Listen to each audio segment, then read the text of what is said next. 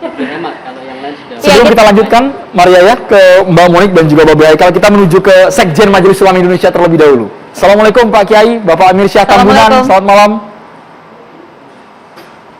Waalaikumsalam warahmatullahi wabarakatuh. Baik. Ya. Pak, nampaknya MUI ini punya pandangan yang berbeda antara pusat dan juga daerah mengenai berdirinya Museum Holocaust di Indonesia. Kalau respon Anda seperti apa? Ya, pertama saya telah melakukan klarifikasi kepada pimpinan MUI di Sulawesi Utara. Tidak ada perbedaan antara apa yang disampaikan oleh Ketua MUI Pusat, Mas Sudarnoto Abdul Hakim, sebagai Ketua MUI Bidang Hubungan Luar Negeri. Artinya pandangan MUI tetap sama, yaitu menolak ini didirikan di Indonesia. Mengapa? Karena seperti kita ketahui bahwa dalam pembukaan Undang-Undang Dasar 45 disebutkan bahwa sesungguhnya kemerdekaan itu adalah hak segala bangsa, dan oleh sebab itu penjajahan di atas dunia harus dihapuskan karena tidak sesuai dengan pri kemanusiaan dan pri keadilan. Artinya pri kemanusiaan dan pri keadilan ini dua kata yang melekat pada Pancasila seperti yang disebutkan terdahulu tadi. Oleh karena itu konteks Indonesia maka sangat tidak relevan pendirian Holocaust ini. Mengapa? Karena seperti diketahui bahwa Holocaust ini sudah menjadi pengetahuan umum, yaitu genosida terhadap kaum Yahudi oleh Nazi ketika Perang Dunia Kedua, dan oleh karena itu menurut hemat saya tidak perlu dibuat museumnya di Indonesia. Kalau mau dibuat museumnya di negara yang bersangkutan saja. Kenapa? Karena tadi itu tidak relevan dan kontraproduktif dengan dimana Indonesia adalah negara yang berdasarkan prinsip Pancasila, ketuhanan yang Maha Esa, ya, kemanusiaan yang adil dan beradab, persatuan Indonesia, kerakyatan yang dipimpin oleh hikmat kebijaksanaan dalam permusyawaratan perwakilan, dan terakhir keadilan sosial bagi seluruh Indonesia. Itu pertama. Yang kedua saya perlu tegaskan bahwa seperti yang disebutkan oleh narasumber terdahulu tadi, Saudara Yakub, bahwa ini izinnya tidak ada, kata beliau pribadi. Tapi kemudian kalau diresmikan oleh pemerintah daerah, ini kan kontraproduktif lagi nih. Artinya, apa yang dimaksud dengan pribadi ya tidak mungkin bisa dikatakan diresmikan oleh pemerintah daerah, apalagi melibatkan Kementerian Luar Negeri. Nah, karena itulah saya kira banyak hal yang janggal di sini ya. Janggal kenapa? Karena secara prosedural ini cacat prosedural dari pemerintah. Karena ini menyangkut soal luar negeri, maka pemerintah pusat harus dilibatkan. Tapi sejauh ini pemerintah pusat menurut hemat saya tidak dilibatkan. Ya, oleh karena itu sekali lagi saya selaku Sekretaris Jenderal Majelis Ulama Indonesia betul-betul kaget, terkejut ya.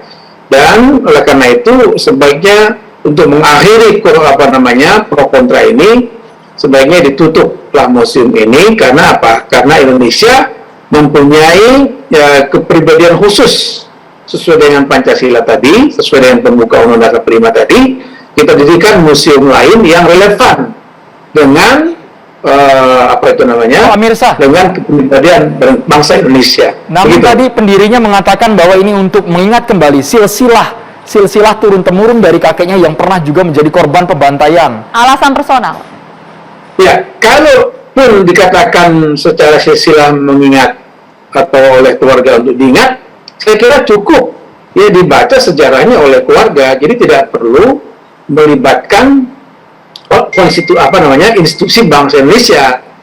Bayangkan tadi kehadiran Stephen di sana itu sebagai wakil gubernur, itu kan berarti atas nama pemerintah daerah. Pertanyaannya sekarang, apakah pemerintah pusat sudah mengetahui belum? Apakah pemerintah luar negeri?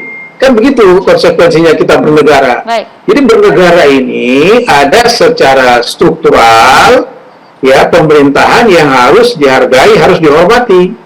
Jadi tidak bisa kalau disebut tadi pribadi, yaitu urusan pribadi. Tapi ini masalahnya telah melibatkan institusi kenegaraan. Nah, ini kontraproduktif lagi. Nah, baik, Pak. Karena kontraproduktif, maka menurut saya sebaiknya ini ditutup saja. Terima kasih. Tuduhannya cukup seru, ditutup saja, mencederai Pancasila, kemudian kontraproduktif, dan juga izinnya pun dipertanyakan. Pak Nurholis, ada yang direspon? Ya, saya terkait dengan pendirian museum ini, justru saya ingin menghargai, menghormati, sekaligus juga mengapresiasi ya. Karena dalam konteks kebinekaan, karena saya penggiat kebinekaan, justru itu bisa menjadi rumah edukasi, saya kira begitu. Karena selama ini kan kita selalu melihat sesuatu, apalagi yang sensitif di masyarakat begitu ya, selalu dimulai dengan prasangka, prejudice begitu.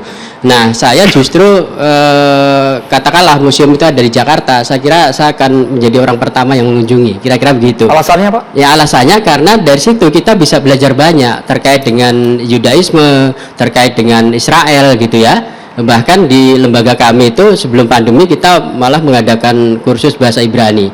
Nah, itu dalam rangka untuk mengenal lebih dekat apa itu Yudaisme, siapa itu Israel, kira-kira gitu. Berarti Anda mengakui eksistensi... Ya, mau nanya. silakan, B. Bapak masih warga negara Indonesia kan? Warga negara Indonesia, jangan pernah ragukan, B.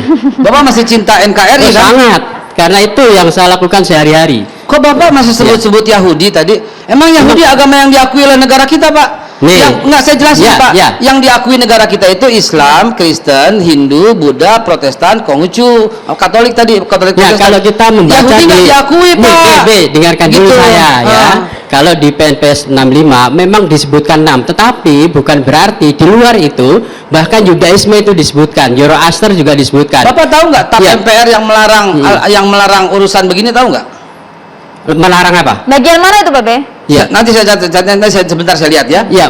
TAP MPR, Pak, dan Ya. ketetapan semua presiden yang nggak boleh membuka hubungan diplomatik dengan Israel, Bapak tahu nggak? Saya tahu itu. Nah, kenapa Tetapi Bapak saya barusan juga membela tahu ya? dulu guru saya, Gus Dur Abdurrahman Wahid, justru kalau kata beliau itu sudah saatnya kita membangun hubungan dengan Israel gitu. Bapak jangan Nah. fitnah. Eh. Saya ikut sebentar. Oke, ya. Saya jelasin satu Nah, menit. ya. Saya jelasin 1 menit. Oke.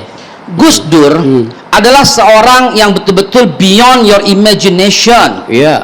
Bapak tahu alasan Gus Dur itu pada waktu mengusulkan, tahu? Karena beliau berharap, dan Bapak tahu ketika Gus Dur Gus Dur melemparkan itu ke publik dan kemudian ditolak. Bukankah Gus Dur juga yang menyampaikan tuh, wahai orang-orang Israel, masyarakat Indonesia belum menerima. Itulah hebatnya dan pemikiran Gus Dur. Kalau Gus Dur mau buka serius, langsung dibuka. Bapak jangan sampai menjelek-jelekan nama Kiai Abdurrahman Wahid, Pak.